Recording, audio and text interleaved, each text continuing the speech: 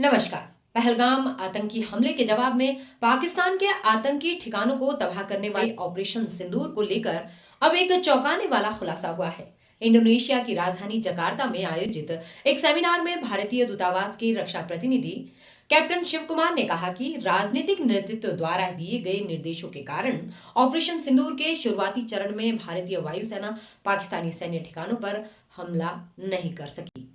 Captain Shiv Kumar ने साफ तौर पर स्वीकार किया है कि हमने कुछ विमान खोए और इसका एक बड़ा कारण यह था कि शुरुआती क्षणों में सैन्य कार्रवाई को राजनीतिक मंजूरी नहीं थी।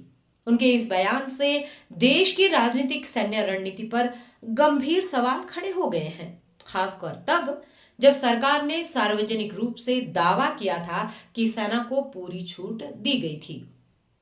उन्होंने जम्मू कश्मीर के पहलगाम में हुए आत्मघाती हमले में 18 जवानों की शहादत के बाद भारत सरकार ने कड़ा रुख अपनाया और भारतीय वायुसेना ने पाकिस्तान के अंदर 9 आतंकवादी ठिकानों को निशाना बनाकर नेस्तनाबूद कर दिया।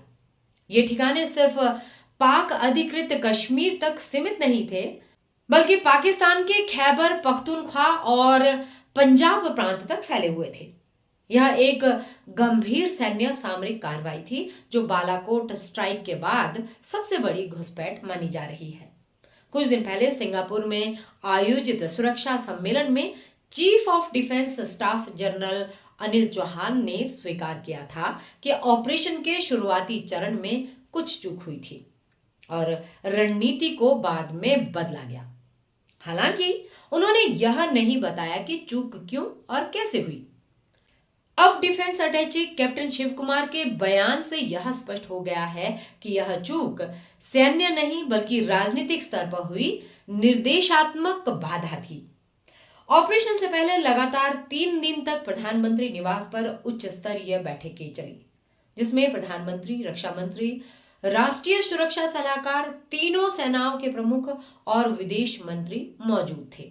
उस वक्त कहा गया कि सेना को खुली छूट दे दी गई है, लेकिन कैप्टन शिव कुमार के बयान से ये संकेत मिलते हैं कि वास्तविक छूट में देरी हुई, जिससे ऑपरेशन के पहले ही चरण में भारत को नुकसान उठाना पड़ा। डिफेंस अटैची के इस बयान के बाद राजनीतिक हलकों में भूचाल आ गया है।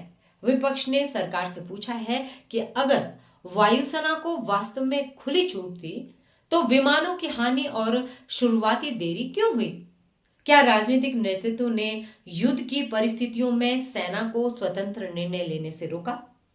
विपक्षी दलों ने मांग की है कि सरकार ऑपरेशन सिंदूर पर श्वेत पत्र जारी करे और संसद में स्पष्ट करे कि शुरुआती रणनीति विफल क्यों हुई।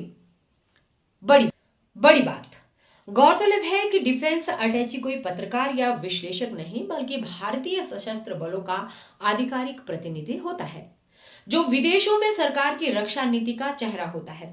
ऐसे में उनके द्वारा दिए गए बयान को सिर्फ व्यक्तिगत राय नहीं माना जा सकता। जकार्ता के इस सेमिनार में विषय था भारत पाक वायु युद्ध और इंडोनेशिया की सामरिक नीति।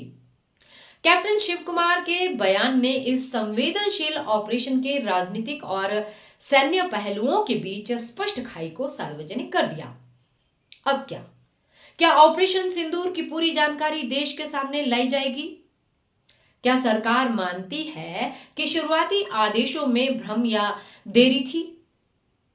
क्या भारतीय वायुसेना को स्वतंत्र निर्णय लेने की अनुमति थी? और सबसे अहम, क्या भविष्य में भी ऐसे महत्वपूर्ण सैन्य ऑपरेशनों में राजनीतिक हस्तक्षेप सेना की क्षमता को सीमित करेगा? इन सवालों के जवाब आने वाले दिनों में देश की सुरक्षा नीति और राजनीतिक सैन्य संतुलन को प्रभावित करेंगे। और आप बने रहिए अखंड भारत 360। मैं हूं कृष्णा ठाकुर। नमस्कार।